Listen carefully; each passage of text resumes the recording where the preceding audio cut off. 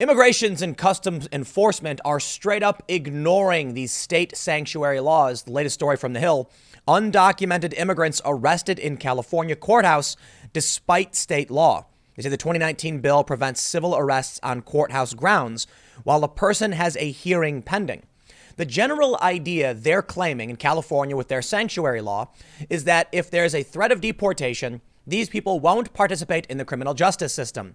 But I gotta say, criminals typically don't participate in the criminal justice system if they don't have to. I mean, a lot do. They'll show up for their court cases, but typically when they're trying to get a reduced sentence or they're trying to win.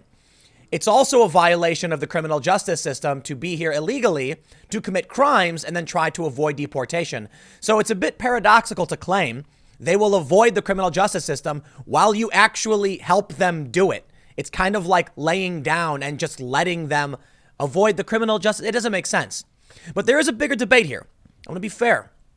Does the federal government have the right to supersede state laws? It's a really interesting debate. I've heard people bring up a bunch of different, arguments for this, notably having to do with the legalization of recreational pot use in California or medicinal use. Because when they were doing these medicinal dispensaries, the DEA was still raiding a lot of these shops. And a lot of people complained that if California wants something to be legal, the federal government can't intervene. But there is another counter argument. If what California is doing will make ease of access for breaking the law and going into other states committing federal crimes easier than the feds do. It's tough. Let's read this. And I want to come back to this argument because I think there's a really easy argument as to why ICE does have a right to arrest illegal immigrants when they enter the United States as a whole. It's a country illegally. It's a federal crime. So ICE is going after people who have already broken federal crimes. You get it? I understand there's still an argument with dispensaries and some states wanting to make things legal when it's not legal federally, but we'll get to that. I think there's a good argument there, but let's read. The Hill reports, U.S. Immigrations and Customs Enforcement agents reportedly violated a California state law that prohibits immigration officers from arresting undocumented immigrants without a judicial warrant on Tuesday, according to the AP. 2 people were arrested in the Sonoma County Superior Court in Northern California, one of whom was supposedly awaiting a hearing. This goes directly against Assembly Bill number 668, the law that Democratic Governor Gavin Newsom signed in October 2019. The bill reiterates California's power to regulate what occurs on state courthouse grounds and fundamentally declares that, quote, a person shall not be subject to civil arrest in a courthouse while attending a court proceeding or having legal business in a courthouse. Only the presence of a valid judicial warrant would allow officers, either ICE or other law enforcement, to arrest someone awaiting a hearing in California. ICE justified the arrests by saying that California's law does not supersede federal law, which still grants immigration enforcement officers authority to arrest removable aliens inside the United States. So I do think, based on our system, the federal government supersedes California for the reasons I stated, before. When someone comes in illegally to California, that's a crime against the entire country, not just California. One of the issues that, and we'll get to it, is if California won't enforce their borders, then you're going to have all of these people who want to enter the country illegally using California's lax security and then just entering the country easily because we don't have borders between states. I think I have an argument that I have a solution to this problem that's going to work for the left and the right. And we'll get to it. You guys are going to love this. Quote, our officers will not have their hands tied by sanctuary rules when enforcing immigration laws to remove criminal aliens from our communities. David Jennings, ICE's field office director in San Francisco, said in a statement quoted in AP.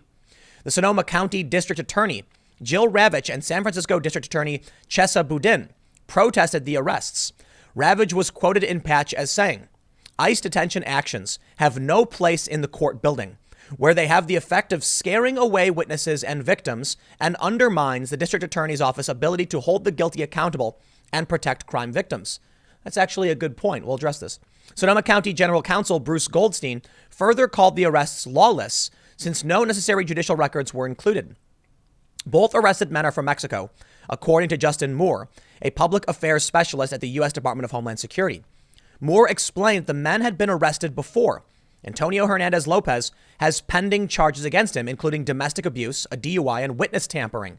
Lopez also has prior convictions for 2005 DUI and a 2009 local ordinance conviction, according to Moore. The other man arrested was Pedro Romero Aguirre, who, according to Moore, also has 5 criminal convictions spanning more than a decade, such as trespassing, driving without a license, and a DUI. It's a good argument if you have a witness, someone whose only crime committed was illegal entry. Let's say they're a dreamer. Let's say they're someone who just entered the country illegally or overstayed a visa. If they're going to be a witness to a crime and help the criminal justice system put away some bad people, I can understand that argument. If they think ICE will come and deport them when they're trying to help the criminal justice system, that can actually interfere. However, in this case, bad argument. These guys are literally convicted criminals. One guy who's actually got pending charges. They are being arrested because law enforcement is coming after them for them having committed these crimes. But let's talk about my solution. I have a grand solution, and there are a couple other, I'm going to bring you into a bunch of other stories because I think the Democrats have lost the plot on the border issue. But I was thinking about, 10, 15 years ago, or however long it was ago, and I was talking to my friends about medicinal marijuana use in California. The state said, we think this should be legal. Our people want to use this product. And the DEA would still go in and raid these dispensaries, even though they were operating legally under California law. The argument was that the federal law supersedes California. As much as Obama said, we're going to stop doing this, they were still doing this. And there is a good argument. If someone can go to these dispensaries and get easy access to lots of, federally banned substances, they can easily then cross state lines and, then breaking federal law. Even having bought it in the first place would break federal law. But then they can easily bring it to other states where it isn't legal, thus creating a problem for the federal government that is trying to regulate the substance. First and foremost, I don't think they should be regulating these things. And I'm glad to see that across the country, we're getting a little bit more liberty in what people decide to do in their own private business. Now, I'm not a libertarian on the issue. I think there should be some pretty heavy restrictions and regulations on these kinds of things. But let's talk about immigration, because I'm just using it as an example. The point I'm trying to bring up is a lot of people were mad about it. But now we have something similar. It's different, okay? But there's similarities. Here's my solution. Build a border around California. Boom! Problem solved in every capacity. If California wants to be a sanctuary state, they're going to have lax border protections. They're not going to deport people. Then literally just put border checks around California. I'm not seriously saying we should do it. It'd be ridiculously expensive. Hey, but if Trump wants to build the wall and California won't adhere to federal law, and they're making it easier for illegal immigrants to come into the country and exploit, taxpayer-funded resources and infrastructure, well, there you go. Problem solved. You solve the medicinal marijuana problem. You solve the immigration problem. If somebody wants to buy something at a dispensary in California, they come to that border checkpoint and there's going to be a federal border guard saying, nah, we've walled off California. Now, you don't need a passport to travel through. Actually, you might. You got to prove you're an American citizen, right? Because that's what they're trying to do. I'm kidding, by the way. But you get the point. If California is opening door to a lot of these problems, and they won't enforce the law that negatively impacts the rest of the country, then what should the federal government do to deal with this? It's an interesting question. I think when I was younger, I would have been much more in line with, defy the federal government. And because I'm a milquetoast liberal, I've fallen more on the reform side. Vote for the people you think will represent you properly and help pass the laws you want. But I got to tell you something, man. Just because I think certain substances should be legal doesn't mean they should be legal, because I recognize other people disagree, and I think those people are wrong. But you know what? I am not an emperor. I'm not God. My morality does not supersede literally anyone else's, and I think a conversation, intellectual debate is the right way to solve these issues. I would like to see this country become more libertarian-minded in certain respects. But if someone disagrees with me, I'm not going to show up with dudes in jackboots. That's what the left wants to do, apparently. I don't know. They want to come and enforce their ideology with people wearing, ski masks with crowbars, clubbing people on the head. No, I think if there's people I disagree with, the best thing we can do is debate this and come to a cooperative conclusion. That's why I'm a lefty libertarian on the political compass. I'm pretty much a political liberal because I recognize, hard realities. But my idea of like a good place to live is convincing other people, not necessarily to agree with you that you're right, but to be willing to work with you and give you a chance. There are certain instances where I talk to a conservative and say, okay, I'm not going to win this one. Let's do this. Let's try it your way. Let's see how it goes. And if it works, I'll back off. Let's try this one other thing my way. And if it works, then you back off. Let's compromise and figure out how to work together, even though we know we disagree. The challenge is the increasing polarization. But here's what I want to show you. The left has absolutely drifted far, far away, very far away. The parties have flipped. The New Yorker, okay, this is like a pretty left-wing publication. The Case for Open Borders. I kid you not. From yesterday. In a new graphic nonfiction book, a libertarian economist conjures an alternative reality in which immigration is unlimited all over the world. Bernie Sanders in 2015 said open borders was a Koch brothers proposal. And now here we are. We know that there are libertarians, free market people, very, anarcho right wing, or whatever you want to call them, saying open borders is a good thing and imaginary borders don't make sense, all this stuff, yada, yada. I disagree. I think borders are designed to protect a community of people who have, share resources and common interests, things like that. Do we want global access to everything? I think in the future, it'd be great if we were unified under a set of, founding principles that people could agree to. But here's the problem. The principles I want and agree with are American. And we got this great thing called the Bill of Rights, the Constitution, all that good stuff. A lot of countries don't have that. In some countries, you can go to prison for telling a joke. I do not want these, I do not want dangerous ideologues, smugglers, and criminals exploiting my community. So is building the wall the answer? I don't know. Look, I haven't heard a good argument from the left other than it's expensive. Sure, I guess, but we can do it. So I don't know. But I do think we're Americans, and we're not yet at the utopian future these people think they will have with open borders. This story from the New Yorker, they're talking about a libertarian's view on it. And that's fine, but the libertarian view is economic. They're talking about how people would be able to freely move about, work, and open businesses in other places. But what you're not considering are the lunatic ideologues who want to strip away civil rights from people. Look, in America, we grant civil rights and equal access to people of varying marginalized, positions, to put it mildly. It was 1967. That miscegenation laws were finally struck down by the Supreme Court, allowing my family to have free access to this great country, which is supposed to be free for everybody, all men created equal. Yet we had gender segregation, we had gender segregation in civics, voting rights, things like that. We didn't have women's suffrage. We had racial tenets going back hundreds of years. We're getting rid of these things. We're improving. We're doing a really, really, really great job of it, in my opinion. But there are many places in the world that don't grant these civil rights to people.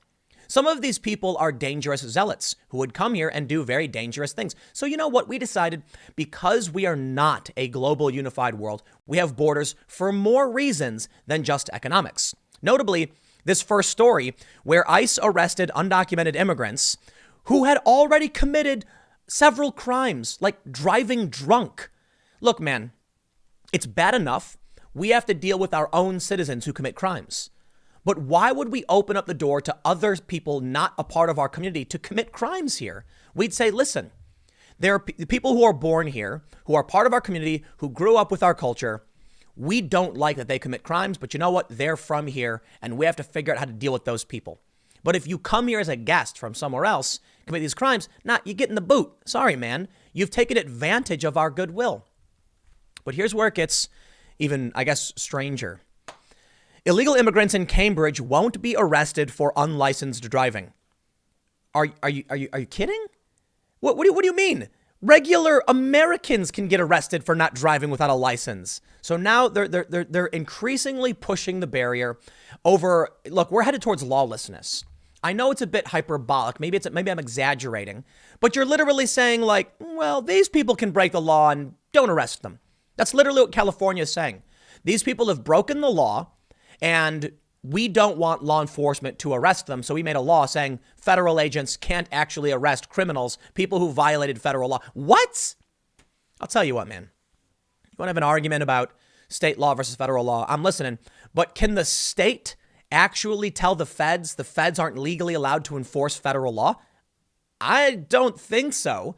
The argument about the dispensaries is that California said dispensaries are good. I'm not sure. I'm pretty sure this is not the case, that California made a law saying the feds can't enforce federal law against us. They just said, we want this legal, and the feds came and enforced federal law anyway. This is different. This is them saying the feds literally broke state law. All right, so what do you want to do, California? You want to secede? I got to be honest, a lot of people in this country won't care if you did. And maybe then we'll actually have to build a border barrier around California and the rest of the United States. Interestingly, Mick Mulvaney recently said that the U.S. is desperate for more legal immigrants. And I do want to read a little bit about this because I then want, because legal immigrants are very different from illegal immigrants. And that's an important point. And a lot of people are trying to use this to claim it like discredits Trump because the narrative game they play on the left is that they combine illegal and legal immigrants into the same category, and they're not. The people in California who committed several crimes, including, I believe, felonies, who are being deported are not the same as a hardworking legal immigrant who wants to come to the U.S. to get a good job. So I'm just going to read the lead here. They say acting White House Chief of Staff Mick Mulvaney told a crowd at a private gathering in England on Wednesday night that the Trump administration needs more immigrants for the U.S. economy to continue growing, according to an audio recording of his remarks obtained by the Washington Post. He said, "We are desperate for more people. We are running out of people to fuel the economic growth that we've had in our nation over the last 4 years. We need more immigrants. The Trump administration wants those immigrants to come in a legal fashion," Mulvaney said, according to the recording. Well, that makes a whole lot of sense, to be honest. Now, there are a lot of people who don't want immigration, period. Trump's talked about letting everybody come in, but legally. Legally, he says. This is good news. By curbing illegal immigration, as much as Trump has done, there's now going to be they're going to expedite the process of bringing in legal immigrants. So think about it this way. If you have 1,000 people waiting in line to come into this country, and the U.S. is saying, we can't because the people who jumped the line are clogging up the system. Now that Trump has stopped that, we can actually move the legal immigrants faster and better track who's coming in, where they can work, what they can do. And that's a good thing. That's a great thing. We can also make sure we're not going to get criminals and people who might be unvaccinated or sick. This is exactly what we wanted to happen. So it makes sense.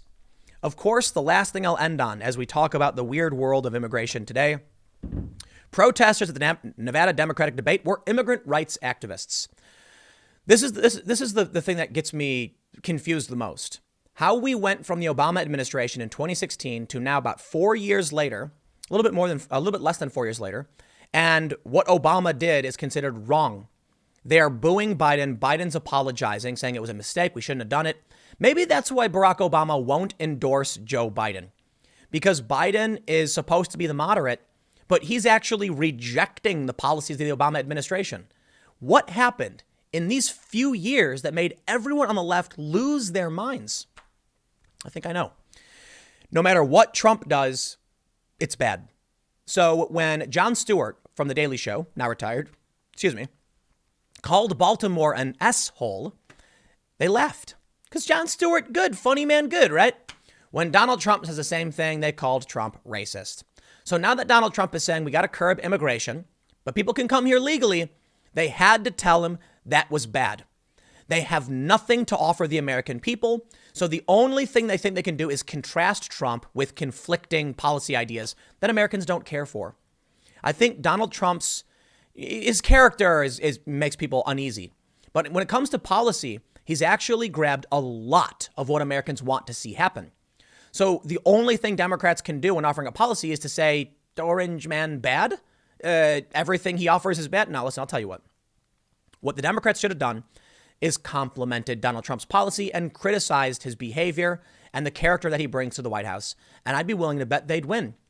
Too bad they couldn't do it, though. They were too busy spinning around in circles because Donald Trump tweets and plays them like a cheap violin. He knows exactly what to say to keep them off base, and it's worked the entire time. So the Democrats, you reap what you sow. But I'll wrap this all up, okay? Let me know what you think, actually, because this one, this was a head scratcher to me. And I mean this. Should the federal government have a right to supersede state law?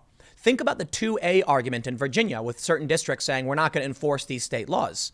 Should the smaller jurisdictions have a right to say, no way, these laws are unjust? And is it wrong for the feds to come in and arrest people? I'll throw it to you. My opinion in this is that if these people have committed crimes by entering the country illegally and then by actually committing felonies, I don't think California should be able to pass a law telling federal law enforcement agents they're not allowed to enforce laws. If California wants to make what these men did legal, California can do that. I think the feds can still enforce it. If you want to change it, let's have a conversation and see what will change. But I'll leave it there.